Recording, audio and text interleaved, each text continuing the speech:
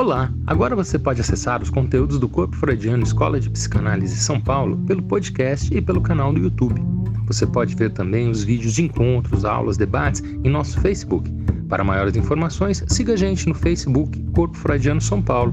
Seja bem-vindo e bom proveito!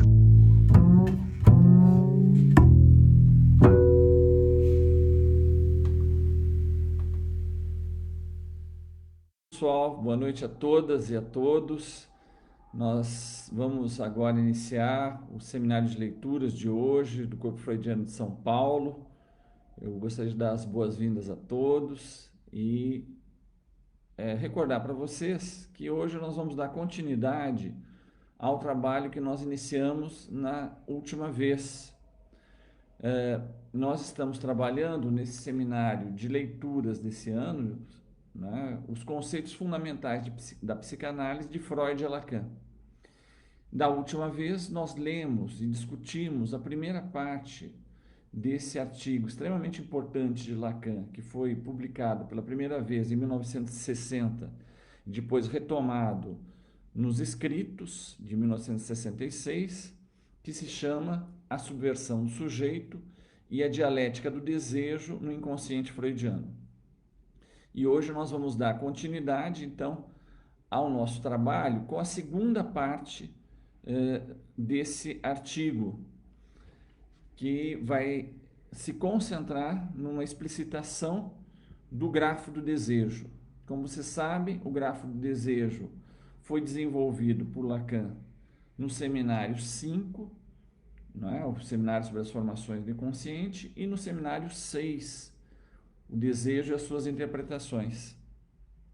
E o artigo que nós estamos discutindo aqui é uma espécie de grande resumo, de grande apanhado geral e também de um certo aprofundamento das teses principais desenvolvidas nesses 2 anos de seminário de Lacan. Quando eu fiz a apresentação, o convite a todas e a todos do dia de hoje para o nosso seminário, eu mostrei para vocês, e eu vou mostrar novamente, essa revista, que é o Bulletin de Psychologie, que é uma revista que foi extremamente importante no contexto francês final dos anos 50, nos anos 60, e os principais autores publicavam nessa revista e tinha sistematicamente um resumo dos seminários de Lacan que estavam se desenvolvendo naquele período. E o responsável pelo resumo dos seminários, das formações do inconsciente e do desejo das suas interpretações, era o famoso J.B. Pontalis, o Jean-Bertrand Pontalis, que foi o coautor com Jean Laplanche do célebre Vocabulário da Psicanálise. Então, nesse número especificamente, que é de 5 de janeiro de 1960, tem um compte rendu, um apanhado geral, um resumo de várias sessões do seminário, o desejo e a sua interpretação, e que, em alguns aspectos, nós vamos acompanhar a leitura proposta pelo Pontalis desse seminário nas aulas especificamente que o Lacan vai tratar do grafo do desejo. Eu gostaria de solicitar a todos, como nós vamos, nesse nosso seminário de leitura, nós vamos tratar de um texto que se refere a um gráfico, que vocês tenham com vocês o texto em mãos do grafo do desejo, o texto do Lacan sobre a subversão do sujeito, e vocês verão que Lacan desenvolve esse grafo em 3 níveis. Então, eu gostaria que vocês tivessem em mãos esse primeiro nível, em segundo, o grafo com um segundo patamar, e em terceiro, o grafo em que ele coloca entre esses 2 patamares, os patamares intermediários, aqui e aqui. Então, eu pediria que todos tivessem esses grafos em mãos, para que a gente pudesse acompanhar o argumento do Lacan. Enquanto vocês vão tentando localizar, então, essas 3 etapas do desenvolvimento do grafo do desejo, eu gostaria só de lembrar para vocês que os próximos encontros, né, a previsão dos próximos encontros, o programa dos próximos encontros dos seminários de leitura já estão disponíveis no Facebook do Corpo Freudiano de São Paulo. Quem se interessar pode consultar por lá. Muito bem. Então, nós vamos hoje tratar dessa segunda parte desse artigo de Lacan, e eu gostaria, para iniciar a nossa abordagem dessa segunda parte do artigo do Lacan, me referir à maneira pela qual o Pontalis inicia o seu compte rendu no Bulletin de Psicologie.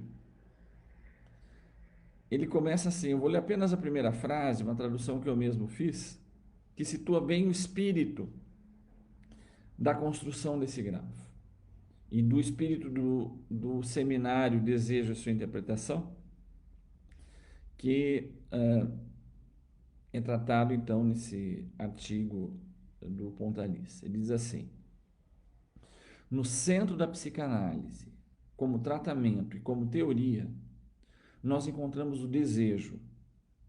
É nos mecanismos do desejo que Freud viu a incidência dos sintomas, da inibição, da angústia. E sob o nome de libido, designou a energia psíquica do desejo. Então vocês vejam que em torno desse conceito fundamental da psicanálise, um dos que nós estamos tratando aqui ao longo desse ano, do desejo, Lacan vai organizar toda uma constelação de referências conceituais em diálogo com esse elemento que ele vê como decisivo no pensamento freudiano, que é o desejo. Esse é o ponto de partida. O Pontalis começa também o seu comentário do seminário do Lacan, se referindo a um autor que o próprio Lacan utiliza, ele comenta e critica no seu seminário, que é o Fairbairn. Quando o Fairbairn vai se referir ao problema da libido, no seu texto em inglês, como uma força objective seeking, não é? Em busca de um objeto. Não é? O que definiria a libido seria a busca do objeto. E o Lacan vai criticar justamente esse ponto.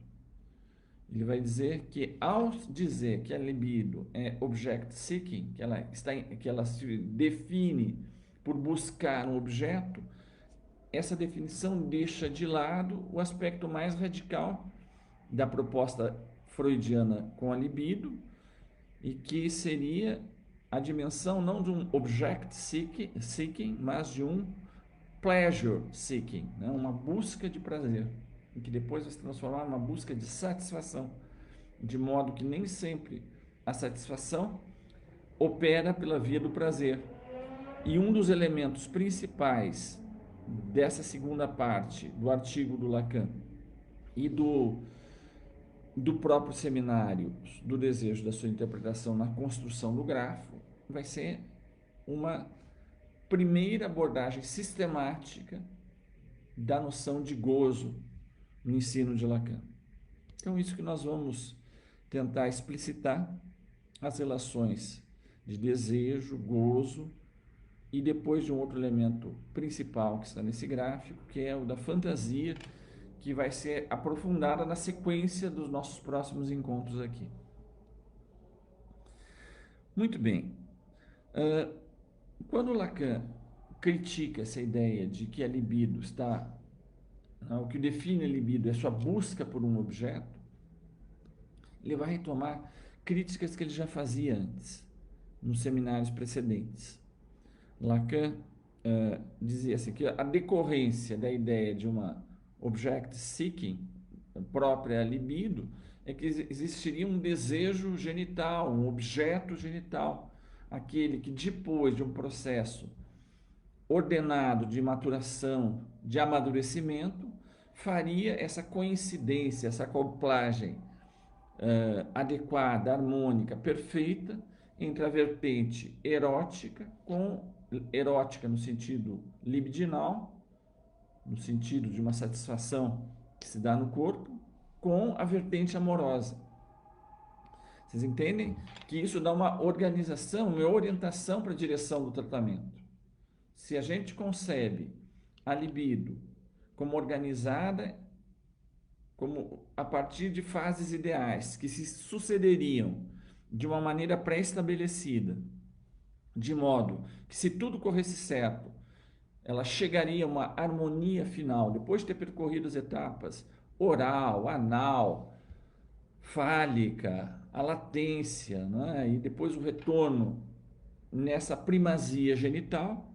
O que seria então o projeto da erótica freudiana? Seria uma harmonia que estava já composta, não se sabe por que projeto, de onde que viria, de que no final das contas haveria uma resolução adequada, harmônica para a sexualidade.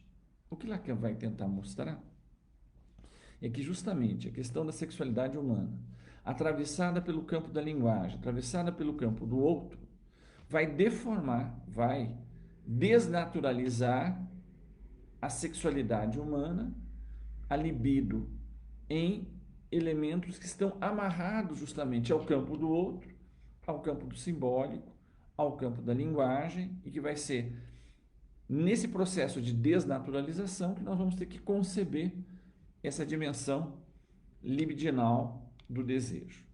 Esse vai ser, então, o ponto de partida do argumento do Lacan sobre como se organiza, então, o desejo, que ele vai tentar desdobrar com a construção desse grafo. Lacan tenta mostrar, então, que, e aí eu pediria para vocês retomarem, né? Então, o grafo número 1, ele vai dar como ponto de partida um sujeito que é apenas mítico, apenas ideal, apenas uma maneira de pensar, um início de intencionalidade de um humano, de um bebê humano que se inscreve no mundo, que chega no mundo, que depende inteiramente do outro para sobreviver. Ele está numa posição de desamparo, uma posição de Hilflosigkeit, uma condição de ser incapaz de sobreviver pelos próprios meios, e que ele precisa então do próximo, do Lebensmensch, para poder sobreviver. De modo que ele tem que se dirigir a partir da sua posição de carência a esse Lebensmensch, a esse outro, esse próximo, para poder sobreviver.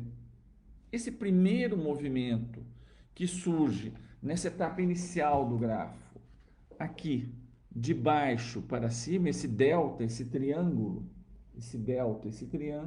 ele se dirige, em primeiro lugar, a esse campo, ao campo do outro, mas não o outro simplesmente o outro, uma pessoa concreta. O outro como, ao mesmo tempo, esse outro real, de quem ele depende integralmente para poder sobreviver, mas como tesouro dos significantes. Ele vai precisar se submeter ao código do outro, ao jogo do outro, à linguagem do outro, para poder expressar aquilo que lhe falta. Então ele tem que submeter a sua carência a esse tesouro dos significantes. Estão todos lá dispostos segundo uma ordenação e um código de funcionamento que depende do campo do outro e não do próprio sujeito. Então ele tem que fazer esse primeiro processo de alienação. É por isso que o vetor inicial é um vetor que parte desse delta em direção ao campo do outro, que está inicialmente conotado de um C, de lugar do código. Ora, nesse ponto, esse movimento apenas inicial do sujeito, tendo que se dirigir aos códigos do outro para poder expressar sua falta, sua carência, sua incompletude, aquilo que ele precisa obter, ele vai tentar formular a partir do código do outro o que lhe falta. E isso vai fazer, então, um movimento de tentativa de produção de uma mensagem, a partir das maneiras que ele pôde se inscrever e se apropriar na pauta estabelecida pelo outro. Então, ao produzir isso, ele vai ter um efeito que vai ser uma produção qualquer, que vai ser validada, que vai ser significada, não por ele próprio, mas pelo outro. Ou seja, a partir do campo do código, retrospectivamente, essa é a alça, essa é a volta que dá, o sujeito retorna sobre aquela linha que vocês veem atravessando esse processo. Essa linha é uma linha de elementos discretos, numa sequência ordenada, que estabelece uma topologia do sujeito em relação ao campo do outro, em relação ao campo do significante. Então, nessa topologia, para poder expressar sua carência, ele se submete ao campo do outro, produz uma mensagem, que é um recorte que ele vai fazer nessa cadeia significante, que vai ser validada, que vai ser efetivada como mensagem pelo outro. E esse efeito de validação de mensagem vai dar um primeiro termômetro, vai dar uma primeira referência para o próprio sujeito de o que o outro entendeu e, ao mesmo tempo, o que o outro espera dele para que aquela resposta possa ser validada, para que aquela resposta seja, para que ele próprio seja propício ao outro, de modo que o outro, interessado nele, possa ofertar-lhe, fazer-lhe o dom daquilo que lhe falta. Vocês entendem que é uma questão, ao mesmo tempo, radical, de vida ou de morte, de necessidade de reconhecimento pelo outro, e que vai indicar um primeiro indício de quem ele é aos olhos do outro. Por isso que no final dessa arco inicial, o que nós encontramos é um I, um primeiro esboço de ideal do eu. Ele ainda não se constitui ainda como ideal do eu, mas vocês entendem então como esse ideal do eu tem a ver, que indícios eu tenho que vem do outro, que me mostram como eu devo fazer para me tornar propício aos olhos dele, porque dele eu dependo integralmente. Então, esse é o primeiro andar, o primeiro movimento desse gráfico do desejo por Lacan. Vocês vejam também que, para poder se exprimir, ao passar pelo campo do outro, algo vai se produzir na alienação, porque o sujeito tem que se alienar ao campo do outro para produzir o que lhe falta, tem que submeter às regras do outro, tem que submeter aos significantes do outro, à tradição do outro, às regras de significação que são propostas pelo outro, de modo que esse sujeito, ao mesmo tempo, vai ter uma alienação, né? Ele vai se constituir nesse campo de linguagem do outro, mas dois processos vão acontecer aqui. Em primeiro lugar, esse sujeito, ao se referir ao campo do outro, vai colocar a sua posição de demandante em relação a esse lugar do código da linguagem. Mas, ao mesmo tempo, ele vai se ver na posição daquele que, diante desse grande outro, se vê solicitado por esse outro a solicitar. É essa passagem que Lacan vai conotar no seu texto sobre a dialética, a subversão do sujeito, a dialética do desejo, a partir de uma referência ao conto, ao famoso conto do Jacques Cazotte, que se chama O Diabo Amoroso. Não sei os que já tiveram ocasião de ler o conto, vale muito a pena. Não é? O Álvaro, o herói do conto, ele numa espécie de ato enfim, de prepotência, ele quer conhecer o diabo, ele quer desafiar o diabo, ele quer entrar num pacto com o diabo, ele encontra o diabo numa caverna e esse diabo se apresenta para ele de surpresa e a forma que ele subitamente surge para o Álvaro é a forma de uma cabeça de camelo grande e que a primeira coisa que essa cabeça de camelo faz quando olha para o Álvaro é dizer que voi, não é? E o texto conta que é uma voz super poderosa, tem a voz que é muito poderosa, uma voz que é perturbadora, que enche todo o espaço da caverna, que perturba todo o ambiente e se dirige de maneira direta, radical para o Álvaro e pergunta para ele: o que queres? Você evoca o diabo, o que você está querendo?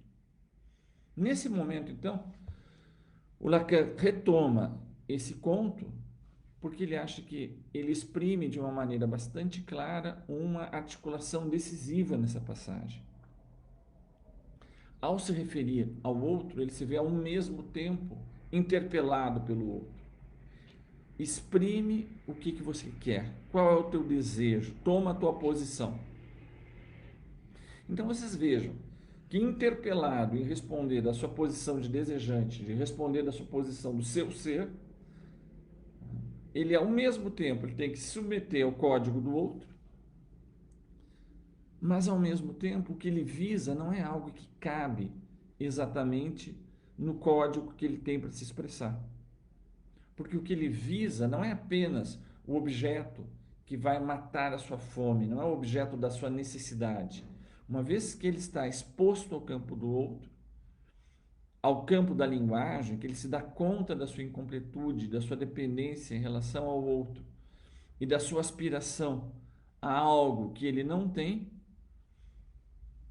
vai se dar esse fenômeno que, por um lado, ele vai poder passar, fazer um passe no campo da linguagem daquilo que lhe falta, mas ao mesmo tempo, aquilo que ele articulou remete ao mais além, porque ele busca não é simplesmente um indício daquilo que lhe falta no campo orgânico, no campo da necessidade, ele tem uma falta ao mesmo tempo de reconhecimento do outro, de amor do outro e também uma falta de completude, ele tem uma falta de absoluto, ele se descobre incompleto justamente no momento que ele se vê inscrito e delimitado no campo da linguagem, no campo do simbólico, no campo da palavra. É por isso que aqui o grafo tem uma bifurcação. Essa bifurcação nesse ponto aqui, e que vai dar origem ao segundo grafo.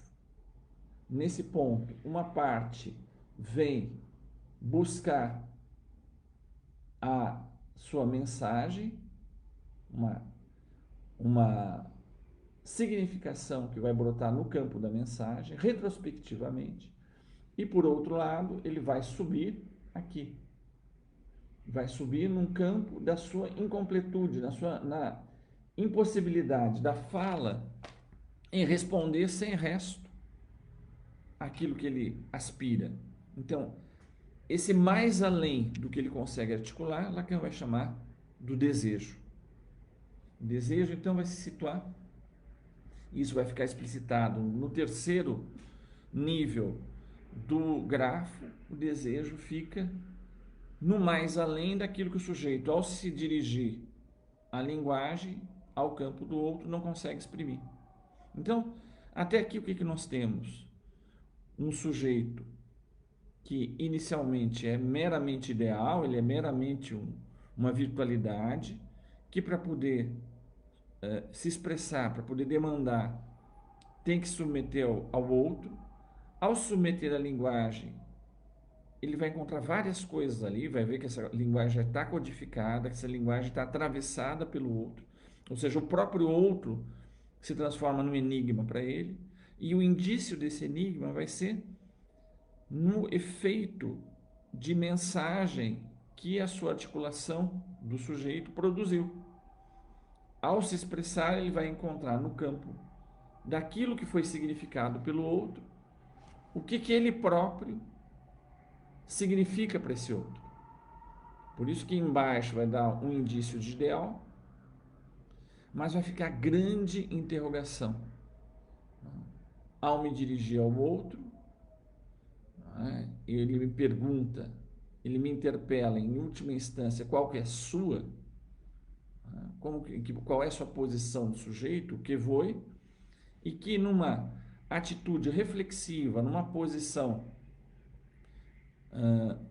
em que essa mesma questão encontra um espelho que a reflete, a questão principal para esse sujeito originário é não apenas o que eu quero, mas o que o outro quer, o que o outro quer de mim.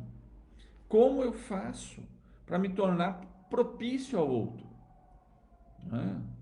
Grande outro, o que se espera de mim? Como eu faço para poder me tornar propício aos teus olhos? E é nesse sentido que a gente avança para o patamar superior. No patamar de baixo, nós vimos aquela linha que é atravessada, que é a linha desses elementos significantes, distintos, articulados de uma maneira orientada, que vão ser cortados no plano do primeiro lugar do código e depois vão ser significados retrospectivamente. Ou seja, eles vão fazer esse movimento para trás. Eles vão ressignificar aquela cadeia. Vai ser o que o Freud chamava de um movimento nachträglich, de um Nachtragen, uma Nachträglichkeit. Tragen, no alemão, tem várias significações, mas aqui nós vamos nos deter essa dimensão de carregar, de portar. E nach é de volta. Nach é depois de volta. Então, é aquilo que eu carrego de volta que retrospectivamente vai significar, vai produzir a significação. Isso é uma propriedade da cadeia significante descrita pelo Lacan, que no fundo ela está, cada novo elemento acrescido à cadeia ressignifica todos os elementos anteriores. É que nem o conto lá do Machado de Assis, né? A causa secreta. O amigo ficava espantado de como um outro amigo era tão devotado a ponto de dedicar uma grande parte da sua fortuna a construir hospitais para cuidar de doentes muito pobres, muito desamparados, e ele próprio, que não era médico, ficava no lado do leito desses pacientes, até que um dia o amigo encontra esse outro numa situação que permite para ele, quando ele vê esse amigo torturando um rato e dá uma desculpa esfarrapada que ele estava torturando o rato porque ele pegou aquele rato roendo os papéis que tinha largado no chão, o amigo compreende a dimensão sádica dessa pessoa. Então, Nachträglichkeit, retrospectivamente, ele vai ter uma nova compreensão daquilo que ele tinha, das atitudes anteriores do amigo. Até então ele via que o amigo colocava sua fortuna na construção de hospitais e esse próprio amigo estava junto do leito dos pacientes que mais sofriam, sem ele mesmo ser um médico. Ele interpretava que era um sinal de bondade desse amigo. Depois da cena do rato, ele entende que não era simplesmente bondade. Castiga sem raiva. Eis a causa secreta desse homem. Então ele compreende o caráter sádico desse homem. Ele compreende o gozo que ele tem em ter bem perto de si os pacientes que estão estribuchando. Então isso ressignifica toda uma história do passado. Então Lacan vai dizer que na nossa talking cure, no nosso tratamento pela conversa, cada produção de novos significantes permite uma releitura retrospectiva de tudo que veio antes. O sujeito, ao se submeter à linguagem, vai ter a cada vez essas leituras retrospectivas marcadas pelo ponto de capitão, aquele ponto que tem lá nos estofados, nos sofás, que você tem dois tecidos, um em cima do outro, e que esse ponto de capitão atravessa um tecido, atravessa o tecido de baixo, você volta e se coloca um botão, de modo que os planos superior e inferior, aí eles ficam fixados. O ponto de capitão é esse momento em que o campo do significante, o campo das significações possíveis, que vão deslizando uma sobre a outra, num certo momento se fixa.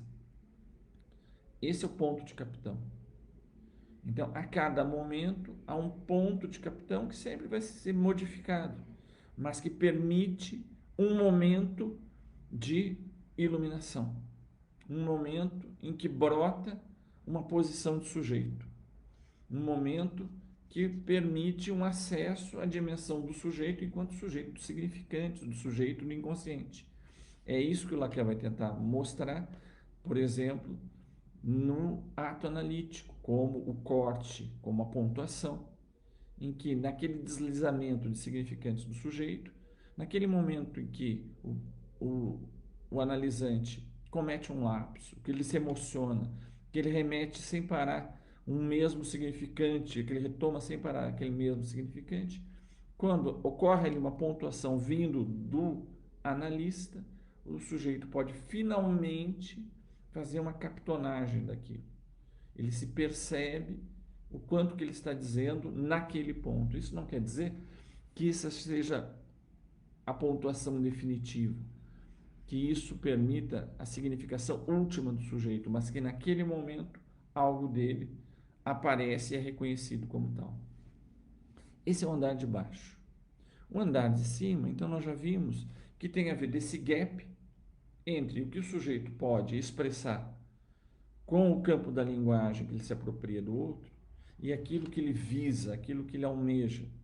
Então, o desejo vai para mais além desse campo, aquilo que não consegue ser totalmente traduzido naquilo que ele tenta expressar como demanda.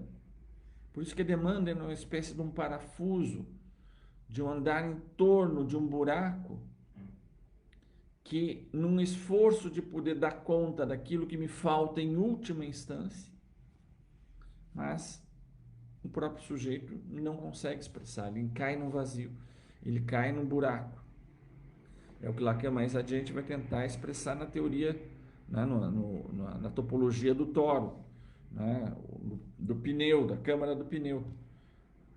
Se a gente pegar na câmara do pneu, desenhar uma espiral das tentativas da demanda, do uso que o sujeito faz da palavra para tentar expressar o que lhe falta, aquele buraco interior é o buraco do desejo, aquilo que a cada nova volta ele não consegue exprimir. No patamar de cima, nós vamos ter um outro plano de corte. Esse novo plano de corte vocês vão encontrar, então, no grafo número 2 do Lacan, nos escritos, né, no artigo, que, na verdade, o grafo 2, ele retoma ainda esse primeiro patamar. No grafo 2, ele vai falar ainda de um outro elemento que está ainda nesse primeiro patamar. Entre esse delta do sujeito inicial e o campo do outro, não há um contato direto, porque ele está atravessado justamente por aquilo que Lacan havia tentado exprimir com o esquema L, precedentemente, que o campo da relação do sujeito com a linguagem fica atravessado pelo campo da imagem, do campo do narcisismo, do campo da minha confusão, que eu tento encontrar qual é a imagem de mim mesmo na imagem do outro. Ou seja, Lacan vai colocar essa dimensão especular, narcisista, entre esse elemento delta, né, do sujeito que vai se dirigir ao outro, Mas no meio do caminho existe uma imagem que ele tenta forjar de si mesmo a partir do outro, ou que ele, a partir do outro, vai formando uma imagem unificada de si. Essa imagem unificada de si, Lacan vai dizer que essa é a primeira definição do ego freudiano, do ego enquanto imagem na qual o sujeito, pela primeira vez, ele pode se reconhecer como uma imagem unitária de si próprio, um primeiro reconhecimento de si, mas que depende, para que ele tenha uma validação subjetiva, que isso seja validado no campo do outro. É porque o outro diz assim, olha, eu te reconheço nessa imagem, meu filho, não é? Você, eu te vejo dessa forma, e que o sujeito se identifica nesse espelho validado pelo outro, que o sujeito vai estabelecer uma primeira alienação na sua própria imagem. Então vocês vejam, tem uma alienação simbólica, ele depende da validação que vem do grande outro, para que haja essa validação de uma alienação imaginária. Eu me reconheço nessa imagem, e que não é outra coisa senão uma imagem de mim, entre outras possíveis, que me foi dada e ofertada pelo outro. Então vocês vejam como a imagem do eu, ela implica uma alienação do sujeito. Então já temos uma dupla alienação. O sujeito, para se conceber, ele depende do campo do outro, da linguagem, depende dele validar uma imagem de si, e é isso que vai ter esse patamar intermediário desse nível inferior. Esse M, I, esse I, essa imagem do outro, que se dirige para o outro lado da linha que volta, que é o M, do moi, do ego, da imagem de mim mesmo. Então vocês vejam como que o sujeito vem a conceber uma imagem de si mesmo, um ego, um moi. Ele parte do seu primeiro endereçamento ao campo do outro, ele lança uma mensagem que vai ser validada pelo outro, e essa mensagem vai mostrar em que lugar o grande outro enxerga o sujeito, o ponto em que ele tem uma imagem validada pelo outro. Então, por isso que vocês veem que o que resulta nesse gráfico 2 é que o sujeito ele fica barrado, ele fica atravessado pelo campo do outro. Lá onde era o delta original, nós temos um sujeito atravessado pela linguagem. E onde é a seta de retorno, o que aparece é um primeiro ideal do eu organizado pelo campo do outro. Eu espero do outros indícios que vão dizer quem eu devo, que imagem eu devo ter, que lugar eu devo ocupar, qual marca simbólica eu devo conquistar para ser propício ao outro. O que voi me interpela o que eu quero, mas o que eu quero depende de eu poder identificar os indícios do que eu acho que o outro espera de mim, o que ele quer de mim. Então, todo esse processo está nesse andar de baixo. No andar de cima, esse que voe, ele vai remeter, então, de novo, a uma inquietação, mais além do que esse outro quer no fundo, e, ao mesmo tempo, mais além de mim mesmo, o que eu próprio desejo, qual é o meu desejo, a minha aspiração. Então, é por isso que, no meio da construção do patamar de cima, o que o Lacan vai situar vai ser esse campo próprio do desejo. E o que ele vai encontrar nesse outro andar? O outro andar vai ser bastante importante, vai ser bastante... interpela bastante a teoria lacaniana, porque nós vamos encontrar nesse ponto de cima uma tema da pulsão, que é esse sujeito barrado em todas as suas relações possíveis, esse losango aí, essa punção, em todas as relações possíveis, menos a igualdade com a demanda. Isso, vejam que interessante. Para Lacan, esse é uma tema da pulsão. Esse vai ser, então, um ponto de partida para a elaboração desse segundo patamar do grafo. Então, o que nós encontramos ali nesse matema da pulsão? É algo extremamente interessante, extremamente importante, né? Vocês viram, eu peço que vocês consultem, né, no texto do Lacan esse grafo aqui, né, em que Lacan vai colocar na continuidade daquilo que era o campo do grande outro, atravessando o desejo, esse matema, S barrado, o sujeito atravessado pela linguagem, em todas as suas relações possíveis com a demanda. Ou seja, nesse mais além do desejo, o que vai constituir a pulsão para o Lacan, olha que interessante. Dos dois lados desse matema, nós temos elementos significantes. O sujeito atravessado pela linguagem de um lado, em todas as suas relações possíveis, menos a igualdade, com a demanda, ou seja, com aquilo que ele consegue, se servindo da linguagem, tentar exprimir o que lhe falta. Esse é o campo da demanda. Então, a pulsão para o Lacan tem a ver com esse caráter peremptório, de tribo, né, de impulsão, de cutucar, de uma espécie de reiz, né, de estímulo, que impele o sujeito de uma maneira cega a encontrar aquilo que ele não consegue expressar nas suas palavras, esse mais além, que seria o horizonte que vem do desejo. Aquilo que leva de uma maneira peremptória o sujeito em busca de algo que lhe falta em relação ao absoluto que ele busca, a sua completude, uma satisfação plena, um gozo que seja total, um gozo sem resto. Essa ideia, então, que Lacan incorpora na teoria da pulsão, radicalizando, como o próprio Freud radicalizou a sua teoria pulsional, com a pulsão de morte, em mais além do princípio do prazer. O que Freud diz? Que, em última instância, o que toda pulsão visa é um mais além. Ela visa e ao além da satisfação que ela pode ter no campo mundano, no campo da linguagem. O que ela visa é o absoluto, ela visa a descarga completa, ela visa a satisfação sem resto. Ora, isso não quer dizer que o que ela visa é a morte.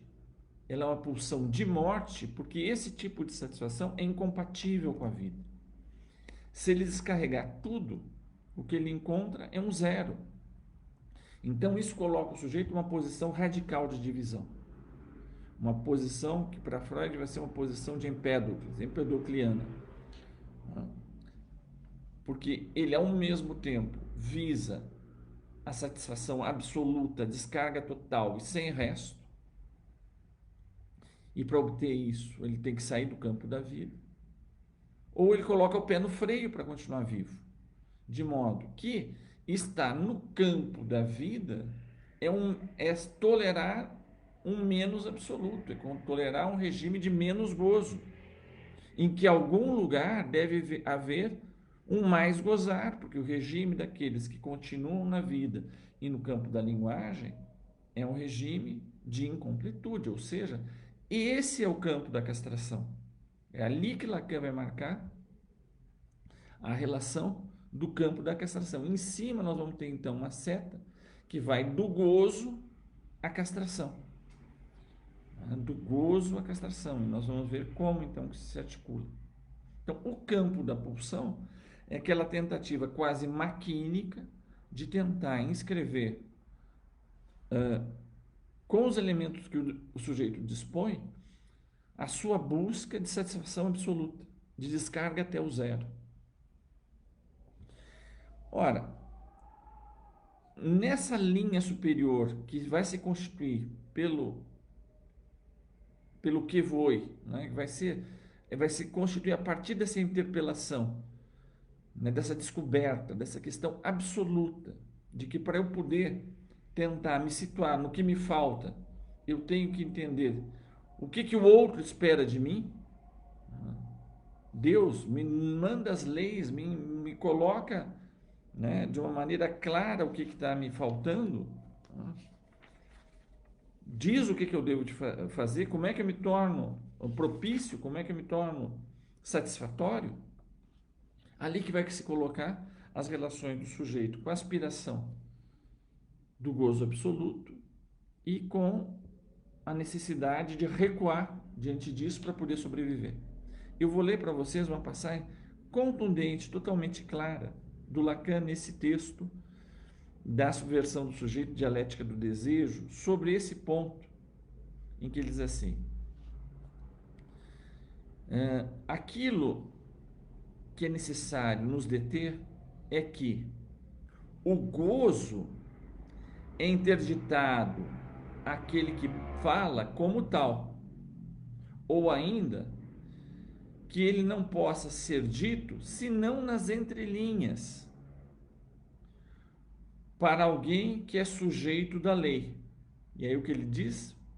Pois que a lei se funda dessa própria interdição. Vejam, a lei se funda dessa própria interdição. Isso vai ficar mais claro na sequência do que ele vai dizer.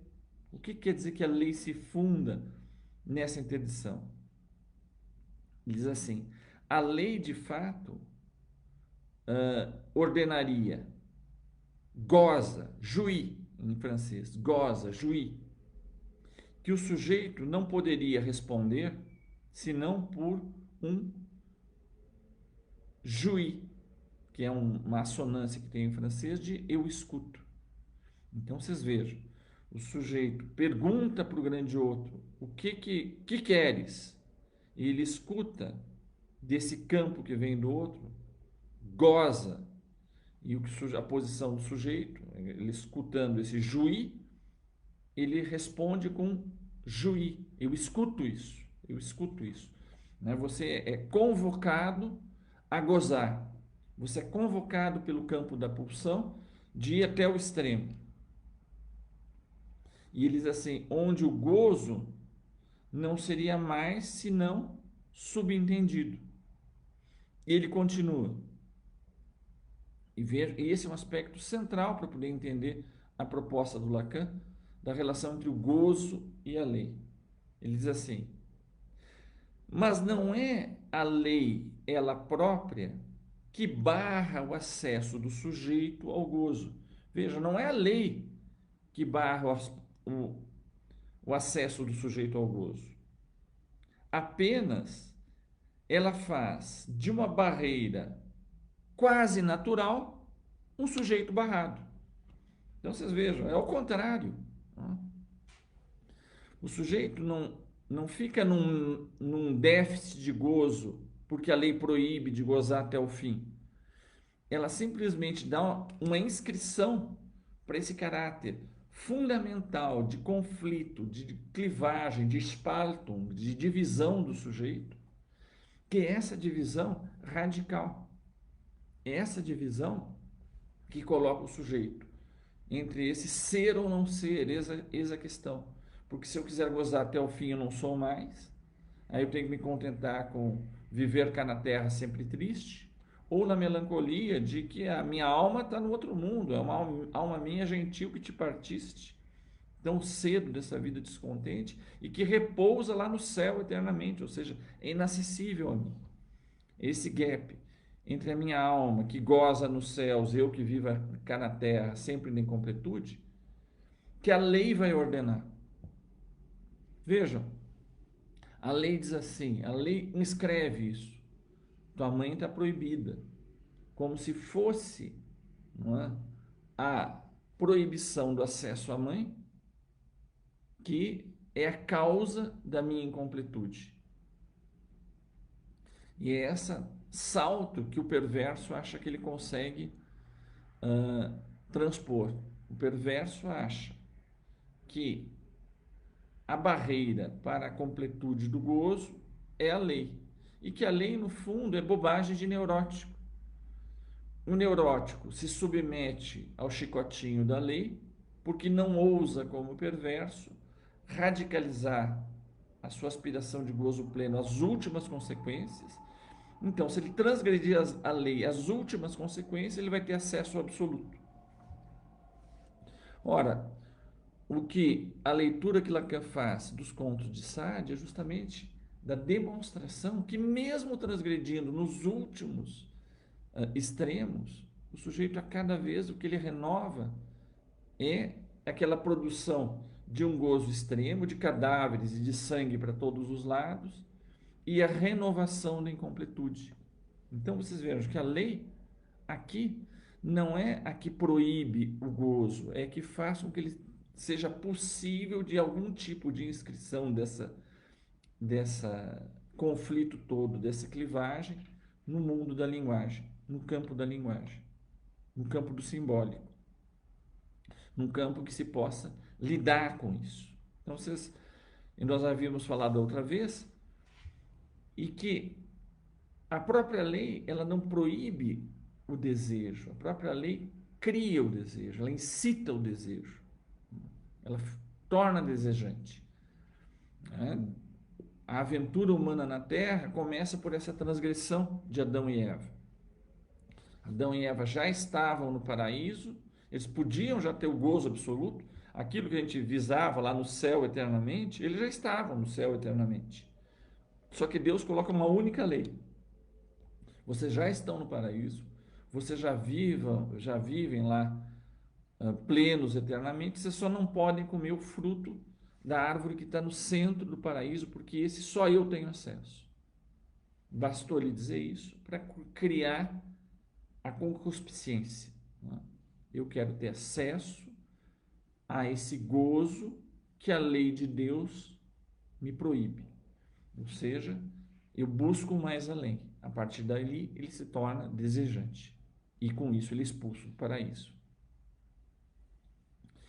Então, nesse segundo elemento do grafo, ele escreve o problema da castração.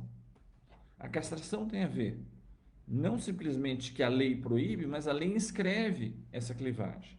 E ela retorna, então, retrospectivamente, agora no campo de cima, a esse outro ponto do grafo. Esse ponto que está, vou mostrar para vocês, esse ponto que no nível 3 está aqui.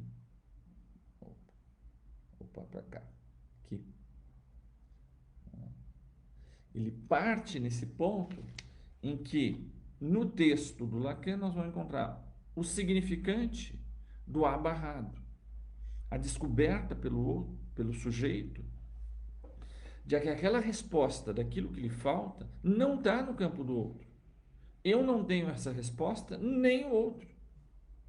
De modo que ele entra nesse esquema, como mostra o gráfico do Lacan, pelo campo da jouissance, né, de uma interpelação a de que ele se realize sem resto até o fim, e o que ele encontra aqui no campo da linguagem, no campo do grande outro, no campo do simbólico, não tem a resposta. Não tem a última resposta, não tem a última significação de si mesmo. E o que ele vai encontrar no outro ponto desse grafo, então, vai ser a pulsão. Pelos dois lados, ele vai encontrar esse impelimento à busca de um absoluto que lhe falta. Então, vocês vejam essa tensão entre um sujeito que busca o absoluto e encontra a castração. E aí ocorre esse movimento de retorno. Nesse movimento de retorno, em que o sujeito descobre a incompletude do grande outro, ou seja, a impossibilidade dele de ter um gozo pleno, ele vai passar por uma tentativa de inscrever a sua falta no campo da linguagem e no campo da questão de que forma o outro espera que eu goze para que eu me torne propício a ele. Isso, então, Lacan vai conotar por esse elemento no grafo, que é a fantasia. Esse termo nós vamos especificamente tratar de uma maneira mais detalhada num outro dos nossos encontros desses seminários sobre os conceitos fundamentais da psicanálise. Veja, aqui a fantasia, uma tema da fantasia, vai articular, por um lado, um elemento significante, é o S barrado, em todas as suas relações possíveis, com algo que não é, que justamente que escapa ao campo do significante, que é esse objeto A. essa incompletude do campo da linguagem, essa impossibilidade do campo da linguagem em me traduzir completamente. Então, esse resto de libido que permanece intraduzida no campo da imagem que eu possa fazer de mim mesmo, daquilo que a linguagem pode expressar de mim. De modo que eu continuo interpelado por um excesso de libido que eu não consigo escrever, mas que clama por satisfação. Então, a fantasia vai ser essa tentativa de inscrição num enredo mínimo daquilo que eu acho que o outro esperaria que eu realizasse e que nisso se realizando eu inscrevo o traumático, eu inscrevo a descoberta do meu excesso de libido e da minha incompletude dos meus meios de me satisfazer no campo da vida e no campo da linguagem. Então, a fantasia vai ser essa articulação que tenta amarrar elementos incompatíveis, a linguagem com excesso de libido que não se inscreve. Mas aí nesse enredo mínimo, alguma coisa pode finalmente se inscrever. Vocês lembram a imagem que eu fazia da última vez, que Freud conta lá no seu artigo do final da vida sobre uma perturbação da memória na acrópole, que ele fala de Napoleão, que sai da sua coração na Notre Dame, um momento de maior glória talvez que um ser humano já tenha vivido, em que ele arranca a sua coroa das mãos do Papa para se autocoroar diante dos olhos das pessoas mais importantes da Europa do seu tempo, porque para coroar Napoleão I, apenas o próprio Napoleão I está à altura desse gesto. Quando termina a cerimônia, ele vai para a sacristia para trocar todo aquele paramento de gala, né? E naquele momento de êxtase, o seu comentário para os irmãos é: o que eu queria é que o Senhor, nosso Pai, estivesse aqui para me ver agora. Isso nos dá, então, uma notícia da fantasia do Napoleão. A partir daqui, é claro que vai a construção que eu vou fazer. Mas é como se o Napoleão tivesse, né, construído toda a sua vida em torno dessa pequena articulação. Eu vou mostrar que eu não sou baixinho. Eu vou mostrar para ele toda a humilhação que ele me fez. Eu vou mostrar a minha capacidade fálica. Eu vou conquistar a Europa, eu vou dominar o mundo, eu vou ser imperador da França, eu vou ser o homem mais poderoso do mundo. Ou seja, vocês vejam que essa é a fonte para ele de tudo aquilo que pode ter sentido. Sentido passa por isso daí para frente, a significação passa por isso. Então vocês vejam como essa significação tem a ver, essa significação que se articula por uma lógica da fantasia, com aquele tipo de inscrição possível, sempre capenga no campo da linguagem, que é aquilo que ele deve aspirar, que é aquilo que ele deve atingir, por isso que no final dessa carreira nós temos o ideal lá embaixo, ela segue nessa linha em direção do ideal, para que ele possa ter a sua plenitude, esse momento de gozo, de êxtase, que finalmente ele tem a sua coroação. Ele pode demonstrar essa tese, eu não sou um ser inferior, eu posso ter glória, e eu vou mostrar para ele que eu posso ter glória. Então veja, nessa fantasia tudo tem sentido, todo o resto tem sentido.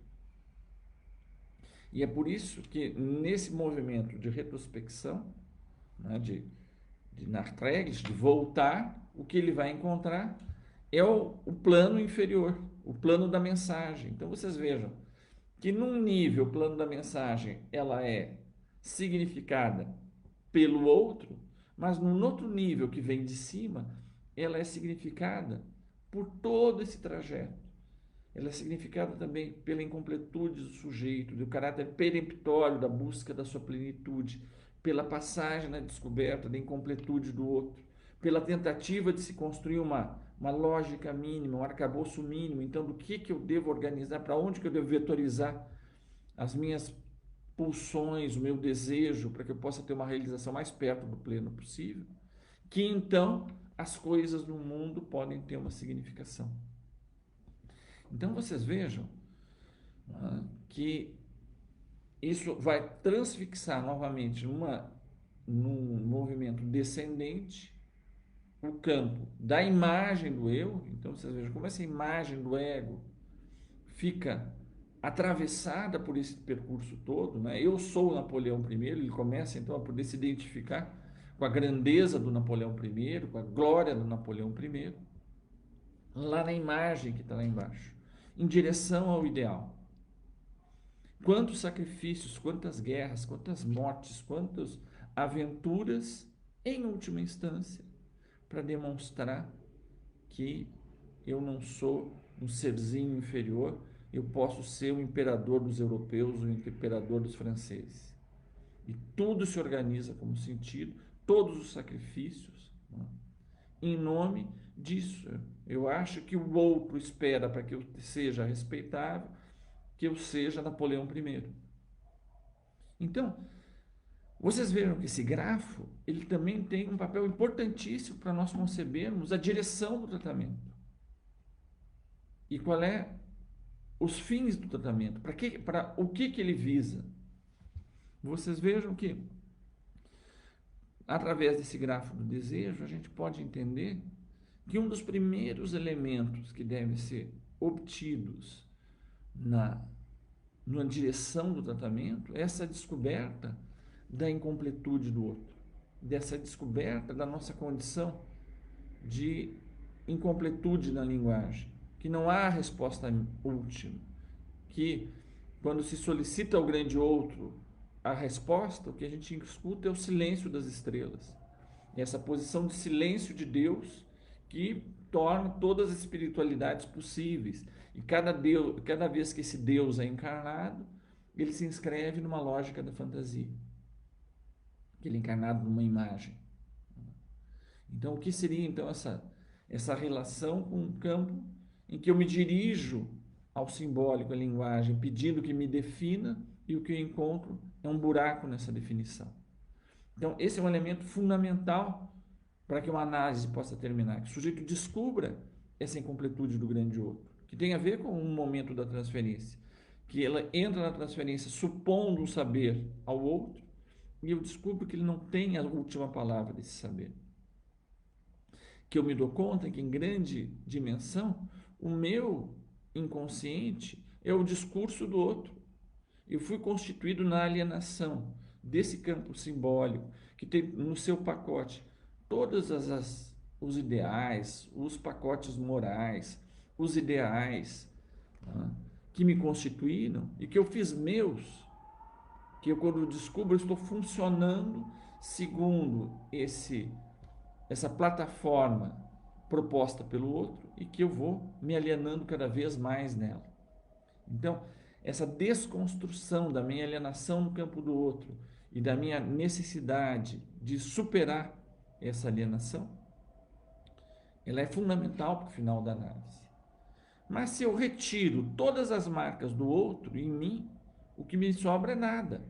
De modo de que, de qualquer maneira, eu jamais curarei das marcas da linguagem do outro. Então, faz parte do processo do final da análise isso que o próprio Freud insistia tanto a partir de Goethe. Aquilo que herdaste dos teus pais, conquista-o para fazê-lo teu.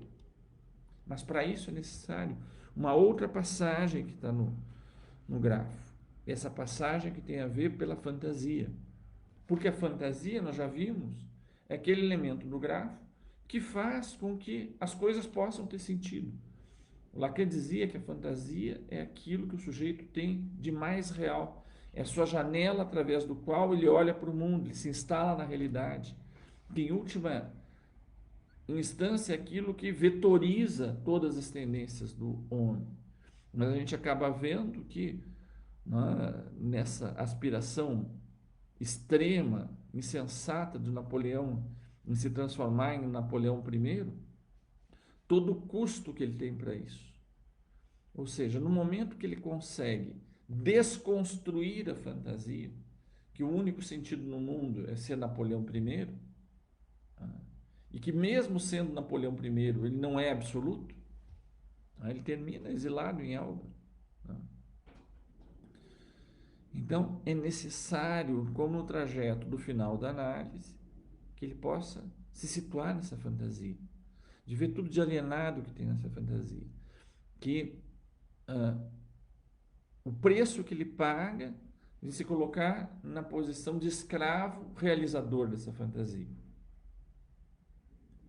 No momento que ele consegue, então, fazer essa desconexão de que existir a partir dessa janela alienada da fantasia, ele vai, nesse estado descendente, a sua própria imagem do eu já não fará mais sentido. Ele vai ter uma experiência de dessubjetivação, como fala Lacan, de desétron. Ele não vai conseguir mais se situar no ser, nem na fantasia, nem na imagem, o que vai colocar para si próprio uma posição ideal de constituição angustiante do final da análise. O que eu faço com isso que sou eu? Essa angústia de se ressignificar, ou o que Lacan dizia, essa condição de se constituir um novo amor que não se organiza pela justificativa da alienação do outro, pelo fantasma, que é a resposta que eu dou à pergunta, né, do que o outro espera de mim, o que o outro me indica como forma de realização. Quando eu consigo me libertar disso, o que eu encontro é um grande vazio. Bom, então, se não é ser Napoleão I aquilo que justifica todas as coisas, então o que é?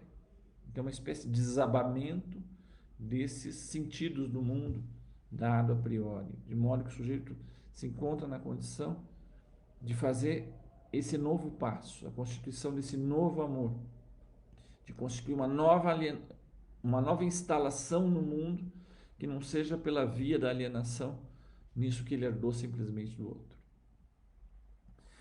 Então, esse retorna então até esse ponto de uma libertação de existir em função de um ideal. E que ele possa, em função da sua pura falta a ser, aquilo que Lacan define como desejo, que ele possa ter uma posição amorosa em relação à sua incompletude e se ressituar no mundo, não como em busca de algo que vai completá-lo de uma maneira definitiva, mas como uma gestão erótica da sua incompletude.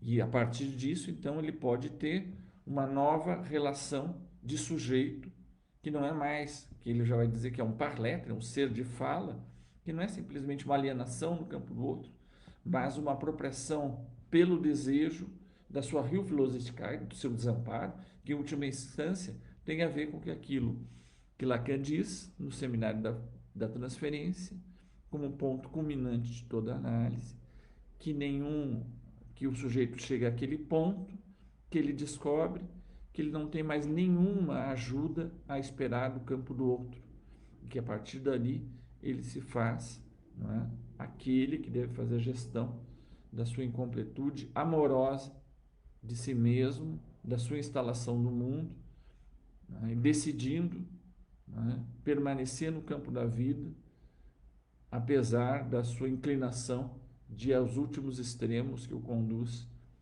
à destruição e à morte de si próprio e de tudo que dá em volta. Bom, eu vou parar por aqui. Eu agradeço, então, a atenção de vocês até agora e vou ficar à disposição de vocês. Eu vou consultar aqui os meus colegas, né, os amigos que ficam na retaguarda para que essa live possa acontecer, né? A Amanda, o Petri, né? O Gustavo, que eu agradeço muito assim o apoio deles e fico à disposição de vocês.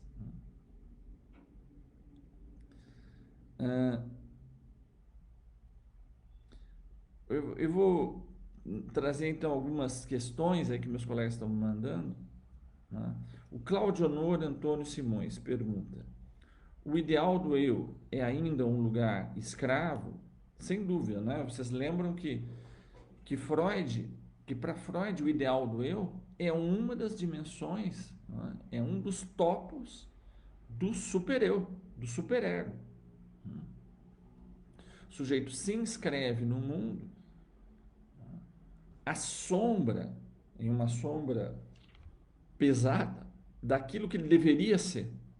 ou seja, daquilo que ele não é, daquilo que é um traço que ele recolhe do campo do outro, que indicaria, né, o que o outro quer de mim é que eu seja Napoleão I.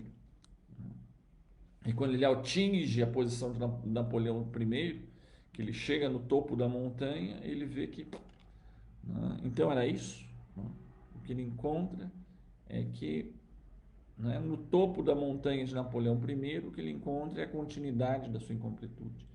Então vocês vejam como essa é uma posição de alienação, é se fazer escravo daquilo que eu acho que é a minha realização e que em última instância é apenas a minha alienação naquilo que eu suponho que o outro me diz que é o que eu devo alcançar para ter a realização.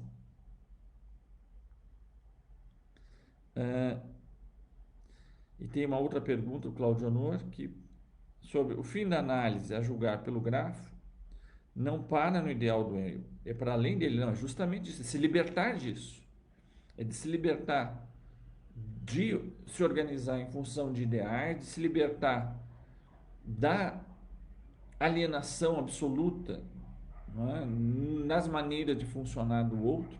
Vocês lembram? Talvez valha a pena em algum momento a gente ler uns trechos aqui do texto do Freud sobre o eu e o isso. Os que têm esse texto em mente lembram que ali Freud vai começar a falar de um inconsciente, de uma dimensão psíquica, que é um inconsciente não recalcado.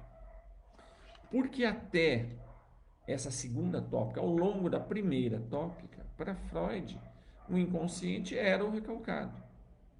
Né? Era aquilo que o sujeito, não suportando de si próprio e que insistia em se exprimir, em se fazer reconhecer, o sujeito não dava conta daquilo e abafava a força dentro de si.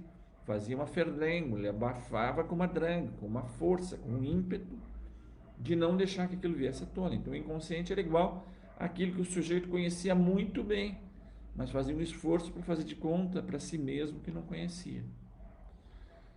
No ego e no ego e no id, no eu e no isso, né?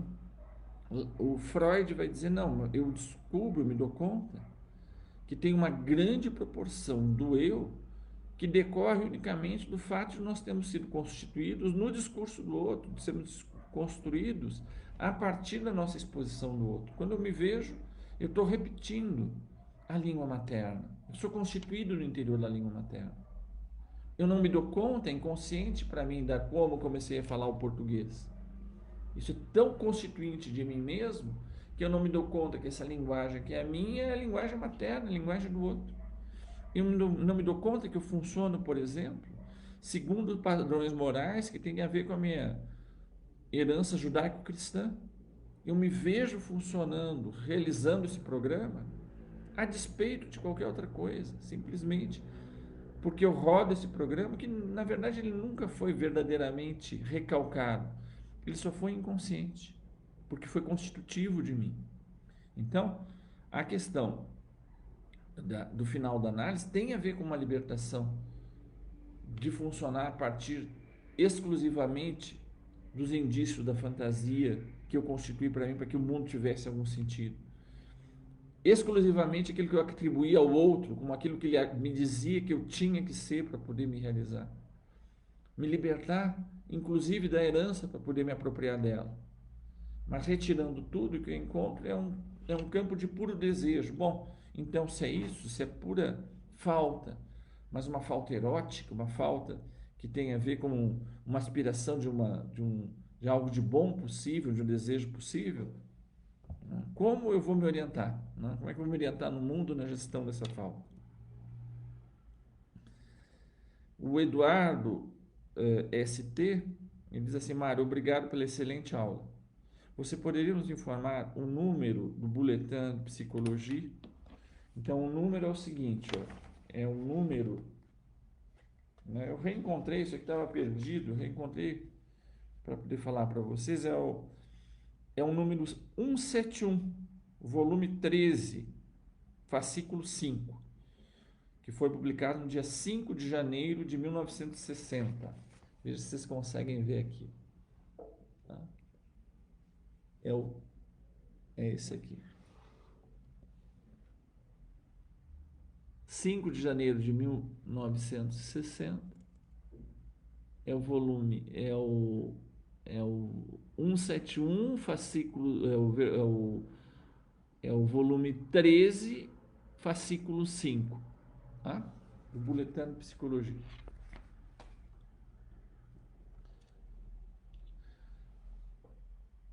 Muito bem. Então, meus caros, agradeço a todos a presença de vocês até essa hora aqui discutindo, né, a segunda parte do texto do Lacan. Tem ainda mais uma pergunta que vai ser a última, então, eu vou encerrar por ela. A Kátia Bizarro coloca assim: olhando para o grafo e pensando nas reflexões de Adorno sobre a psicologia das massas e a análise do eu, me parece que o fenômeno de hipnose do grupo em relação ao líder tirano funciona como um automatismo mental coletivo que visa alienação em relação à dúvida, em relação às direções possíveis que a pulsão pode tomar. De fato, aqui essa leitura do Adorno, né, da psicologia das massas, ela é muito fiel, é muito ao pé da letra, é um pouco, não é, uma leitura quase letra a letra da proposta de Freud. Vocês lembram que o Freud dizia que a psicologia das massas era um estudo sobre o amor, né, e que o fenômeno de massa e o fenômeno da submissão de uma massa a seu líder deveria ser pensado da mesma modalidade amorosa da submissão do hipnotizado a seu hipnotizador. Por isso que ele falava da hipnose como um fenômeno de massa a dois. Um fenômeno de massa a dois. Diante da descoberta, do descortinamento do meu desamparo, da minha Hilflosigkeit, e a descoberta desse buraco que Lacan encontra como ponto de final de análise, o sujeito se apropriar do desamparo sem desesperar, podendo erotizar esse buraco, esse desamparo, poder fazer disso o polo do seu desejo, fazer alguma coisa com sua incompletude. O sujeito que se desespera, ele coloca justamente alguém nessa posição do ideal. Ele consegue responder melhor do que eu ao buraco do mundo. Ele vai encarnar para mim aquilo que seria a posição ideal. Então, por isso que Freud vai dizer que vai ter uma arquitetura própria da massa. Eu posso amar aos outros com igual amor, com um amor, porque todos compartilhamos essa idealização do líder. Então, vocês vejam, o caráter principal desse líder tem a ver com o que o Lavoisier já chamava de uma servidão voluntária. Eu me coloco na posição de gado, de rebanho do Messias, porque eu espero do Messias uma resposta para o buraco do mundo, que eu mesmo não dou conta. Então eu encontro no Messias aquele que faz o ostensório do caminho a seguir. Então a gente, na história da humanidade, encontra a repetição dessa mesma estrutura, de uma demanda de alienação, né, em que eu me coloco no lugar do gado, porque eu não suporto o buraco e tento me instalar no mundo numa posição de idealização de alguém que, em última instância, pode ser o líder mais boçal do mundo, não tem nada a ver com características pessoais, inclusive, muitas vezes, né, a única característica, basta que um único traço permita que se coloque nele as aspirações de sentido, né, de resposta, de chão do mundo. E essa questão do sentido é muito importante, porque o sentido não apenas na ideia de significação, mas de caminho a seguir. Se no céu eu tenho um vazio, se no alto da pirâmide tem um buraco, eu me desespero porque tem buraco no céu, porque tem buraco na pirâmide, então eu peço para alguém para me indicar o caminho. Tinha falado para vocês, todos os grandes ditadores do século XX tinham como codinome aquele que indica o caminho. Vocês peguem as estátuas dos grandes líderes ditadores, eles estão sempre apontando o caminho. O Hitler, o Führer, o condutor, Mussolini era o Duce, também o que conduz, né? Aquele que leva o povo. Né? O Ceausescu era o conductor, né? O Mao, o grande timoneiro. Né? O Fidel era o comandante. Né? Eu falava para vocês que aqui no Brasil, é mais explícito ainda, né? O Getúlio era o pai do povo, era o pai dos pobres, né? Aquele que pega as criancinhas desamparadas pela mão e oferece o caminho, oferece a solução. Então vocês vejam a necessidade de poder, cortar a cabeça do Messias e encontrar o buraco sem medo e de se apropriar eroticamente daquele buraco para que uma cultura possa de fato fazer obra e não simplesmente fazer do seu Estado uma tentativa de alienação porque não suporta o fato de que as respostas não estão ditas, não estão escritas nas estrelas.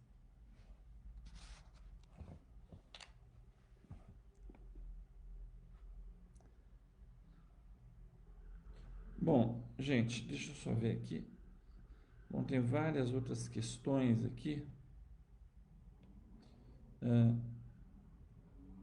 Gente, eu vou, como a gente está avançando na hora, eu vou tentar então falar para vocês essas três questões que ficaram, depois vou propor que a gente termine.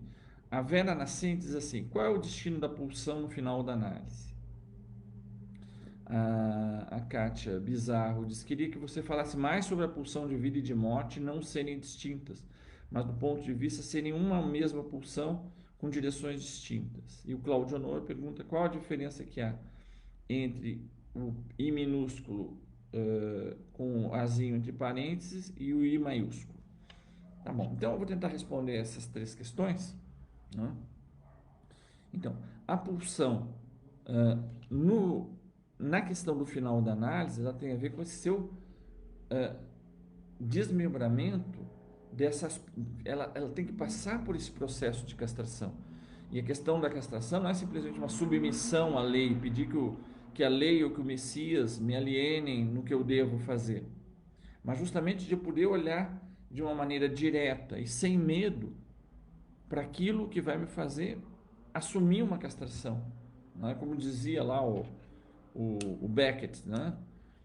Devora tudo a ânsia de ser nada, mas nada não se pode ser. Acho que isso mostra bem aquilo que nos leva ao final da análise. Você descobre e que devora tudo a ânsia de ser nada, de gozar até o fim, de gozar até a morte, de gozar sem resto. Mas nada não se pode ser. Esse é o grande ser ou não ser que se coloca independente de qualquer lei para o sujeito humano. Não é? Essa tomada de posição subjetiva pela vida em lugar da morte é uma gestão do nosso campo de incompletude, sempre diante da tentação de ir ao último extremo. Então tem essa dimensão da pulsão. Então é nesse sentido, acho que já respondo um pouco a segunda questão da Kátia, é? De o quanto que a pulsão, no fundo, elas são duas modalidades. Né? A pulsão, ela, na sua natureza, ela busca, pelo ser marcado pela linguagem, uma resposta definitiva de satisfação. Mas essa resposta definitiva não existe no mundo do ser marcado pela linguagem. Ou seja, ele encontra essa barreira. A castração não é porque a lei proibiu, é porque a própria tomada de posição do sujeito tem que, em algum certo momento, ele se responde francamente, ser ou não ser. Eis a questão. E aqui, na questão do Claudio Honor, a diferença do I minúsculo do IA, esse I minúsculo é o I da imagem que eu faço de mim mesmo no espelho do outro. Então, é o I alienado os primeiros traços que eu faço de mim tem a ver com eu me ver no espelho do outro, na imagem alienada do outro. Enquanto o I maiúsculo, enquanto esse I minúsculo tem a ver com uma dimensão imaginária, o I maiúsculo tem a ver com uma dimensão simbólica. Tá? O que está em jogo ali no desespero do sujeito, numa busca de realização, é que esse I maiúsculo é uma marca simbólica. ele tem que ter a insígnia do imperador, ele tem que ter a coroa, ele tem que ter o título, né? Ele tem que ser Napoleão I. Vejam, o título vai organizar tudo que vem depois da imagem. Mas o que ele busca não é propriamente a imagem vai estar associada ao título. O título vai estabilizar essa imagem ideal. O que se busca nessa insígnia simbólica é uma estabilização de uma imagem de plenitude que uma e outra eu recolho do campo do outro, como seriam as respostas que esse outro colocado numa posição de absoluto diriam para mim o que me falta para minha completude, o que é esperado de mim no mundo, que tipo de realização eu devo esperar para minha existência. Bom, gente, nós vamos parar por aqui. Eu agradeço muito aí a presença de vocês, a participação de todos os que fizeram as perguntas, a Amanda, o Gustavo, o Petri, que na retaguarda tornaram possível aqui essa emissão. E eu proponho a todos que vocês consultem o Facebook do Corpo Freudiano de São Paulo. Lá vocês terão as nossas próximas programações. Na semana que vem nós vamos ter produção Estilo com a nossa colega Luzimar, que vai falar sobre sexualidade feminina, num trabalho extremamente interessante que ela já realiza há muitos anos e vai estar em produção Estilo. E que as próximas programações vão estar disponíveis lá no Facebook, inclusive a sequência dos nossos encontros dos seminários de leitura. Muito obrigado, boa noite e até lá. Até a próxima.